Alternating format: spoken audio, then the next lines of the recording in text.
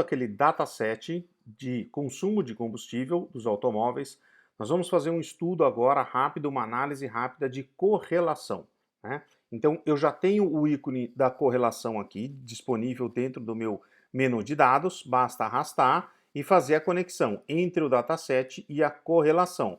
Automaticamente o Orange vai fazer os estudos de correlação.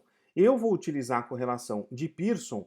Por quê? Porque as variáveis são quantitativas, né? Na verdade, as variáveis são numéricas quantitativas, são quantidades. Então, vocês vão perceber que na variável de Pearson eu posso variar, né? Na verdade, eu posso alternar qual é a variável que eu quero estudar. E a técnica vai me mostrar se aquela variável é maior ou menor do que zero, né? Lembrando que a variável é sempre de zero, entre menos 1 e mais 1, né? Eu tenho um valor negativo máximo de menos 1 e o valor positivo máximo de mais 1. E, claro, quando a variável dá zero, né, significa que a gente não tem nenhuma associação daquelas variáveis, né? Aquelas variáveis não respondem. Quando o valor for maior do que zero, significa que elas crescem, ambas as variáveis vão crescendo juntas, né? Então, se eu tenho uma variável A e a variável B e elas estão num sentido crescente, o resultado, né, o R como resultado dessas variáveis, eu tenho que, quanto mais eu aumento de A, mais eu aumento de B. Quando essa variável é menor do que zero, né, significa que uma variável vai ficar maior quando a outra diminui, ou vice-versa, né? Quando eu diminuo uma, aumenta a outra. Então, aqui no painel de correlação, a gente já tem a possibilidade de fazer essa comparação rapidamente. Então, por exemplo, eu quero fazer uma variável de peso. O peso do automóvel, né? Eu botei aceleração, perdão. Vamos colocar aqui o peso. O peso do automóvel tem uma relação direta com a potência, por exemplo, com horsepower, 0,86, né? É uma correlação forte, né? Quanto maior a potência, maior o peso do automóvel. Parece ser razoável a gente imaginar, para que a gente faça a movimentação de alguma coisa mais pesada, eu preciso de mais força.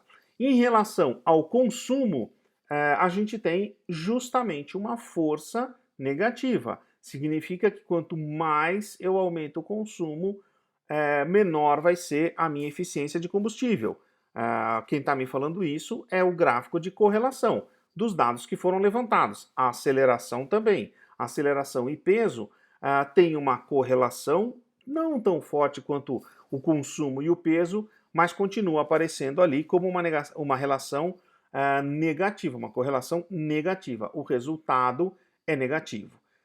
Se a gente quiser olhar isso de uma maneira gráfica, um pouco mais explícita, a gente pode vir no menu de visualização, né, e arrastar o meu gráfico de dispersão, o meu scatter plot. Lembrando que o meu scatterplot, né, duplo clique, o meu scatterplot, aqui já veio carregado alguns dados, né, e já alguns atributos colocados. Eu vou tirar os atributos para que a gente visualize desde o comecinho.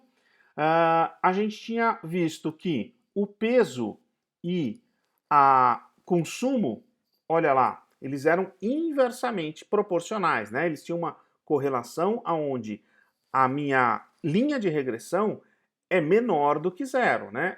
É menor do que zero, né? Ela está negativa lá embaixo. E aí a gente consegue perceber que quanto maior o peso, né, do automóvel, mais ele vai gastar combustível. Na verdade, a pergunta é a economia, por isso que quando um cresce, o outro diminui.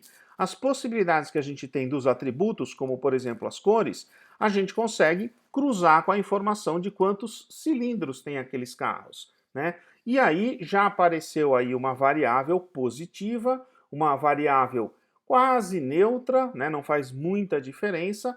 E se a gente for olhar em relação a rótulo, né? As variáveis aqui, ó, R054. Então, os carros de 4 cilindros são mais suscetíveis a essa variável, né? Quando a gente está falando de carros de 3 cilindros, a variável é inversa. Quando eu não coloquei esse atributo de cilindros, né?